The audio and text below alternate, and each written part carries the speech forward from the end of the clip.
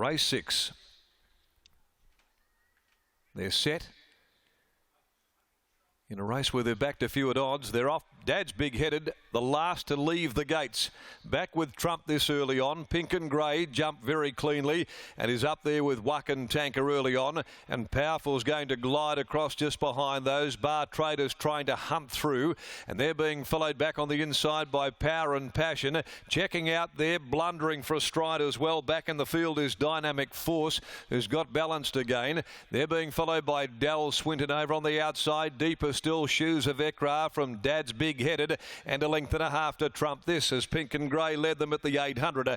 Along the riverside, Pink and Grey 3/4 clear. Wakan Tanker, who's up there on the bridle there. He's on the Chewy pulling. Around them 3 wide is Powerful. Power and Passion on its inside. Bar Traders between those. A length and a half to Dal Swinton, followed by Shoes of Ekra being forced to cover extra ground and losing a bit of momentum. Back on the inside then, coming to the corner is Dynamic Force. Back there in front of Dad's big-headed with the Task in front of it. And Trump this brought up the rear of the field. Pink and Grey, Wakan Tanker.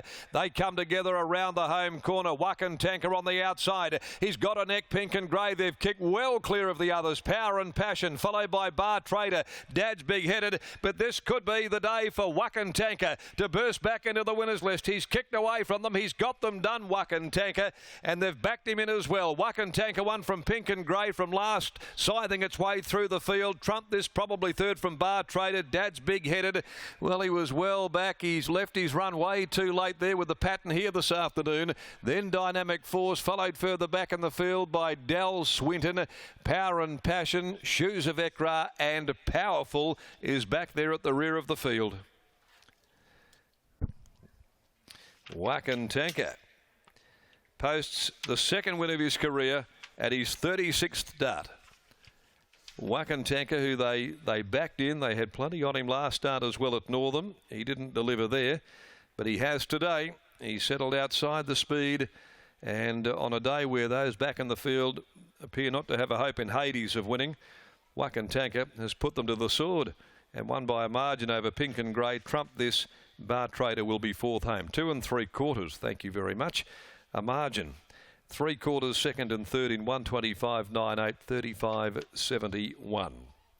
Owned by Col Loxton from Cockatoo Ridge, and certainly having a good day at the races as well. They're having raced Ghost Who Walks earlier on, and so the stable come up with another one, and Brad Parnham also boots home a multiple winner there. He came out really positively.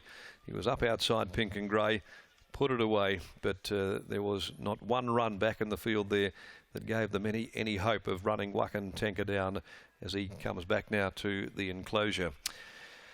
Second home, Pink and Grey. A Galah movies by Burswood Gelding, Graham Evans and Chris Graham. And third money to number 3 Bar Trader, patronised Madam Gunda Gelding, Brett Matthews, Matty Derrick. Okay, that was a decisive win there for a horse that's today won his second race in 36 starts. You've got to admire the faith and the persistence of all involved there with Wakan Tanker, who, albeit, had been placed on around 16 other occasions there prior to this win today. Race 7, the Mum Champagne Handicap. My Fair Valentine is out of the next, and the Parnham Yard looking to do it again with Smashing in the next race on the card. But in the meantime, let's go down to Scotty. He's with the Hall of Famer himself, Nifty Nev.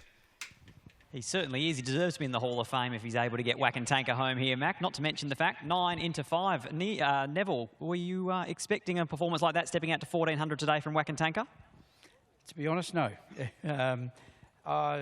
In frustration, we put him out to 1400 because he's been working the place down, but hasn't been delivering in the shorter course races, and just thought I'd take him out to 14 and where he might try and find the front with him, but that didn't even happen. But he still he let down well, and you know, obviously today seems to be favouring on-pace horses, but yeah, he won well, and yeah, well, hopefully there's more wins in him. Looks like Powerful didn't get a lot of luck there. No, that was a bit disappointing. I thought he would have gone really well today, but yeah, a couple poked up inside him and just left him out in the cheap seats. But yeah, he's a lot better horse than that, so we'll have to see how he pulls up and work it out from there. And Dynamic Force looked like he almost clipped heels at about the 1,000. Yeah, I missed that, but I heard Darren say it. So, yeah, I'll speak to Chris. And he ran a better race. He ran on all right, but, yeah, I just sort of had a query over him at the 1800, so we brought him back to the 14 on the advice of Jason Brown, and he's run a good race, yeah. Congratulations, Nifty. Well done. Good, thank you. There's Neville Parnham with the win of Wakantanka, and I think I heard Brad, when he got off, say, well, that was a nice surprise to strap a Stefan Verhaler. And I think for a lot of people, apart from those that took the $9, that's the way it was. Michael Heaton's catching up with Brad Parnham. Well, start number 36 for Wakantanka today, only his second win. And would you believe it, it is the first time Brad Parnham has ridden him in either a race or a trial. Brad, you look like you've got the magic touch with this horse. Yeah, I mean, obviously, like you say, I hadn't ridden him before, so I didn't know much about him. But I think Dad was sort of worried that he might not have been putting in 100%. So the idea was to dig him out and just get him travelling and get him interested. And yeah, he was definitely interested today because he won well. We know him as probably not the most genuine horse, but he really kicked away over the late stages.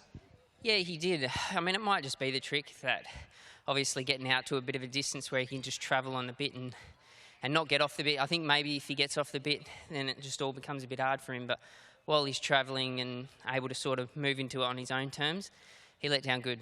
3 rides for you today for 2 winners. I'm sure you're looking forward to Indian Pacific in Saturday's Colonel Reeve Stakes.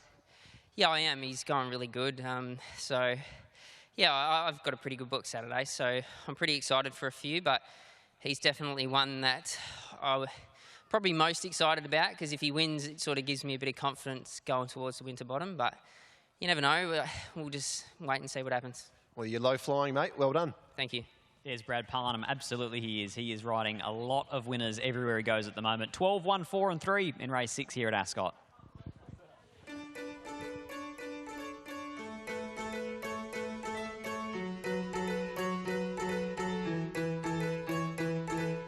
We cut the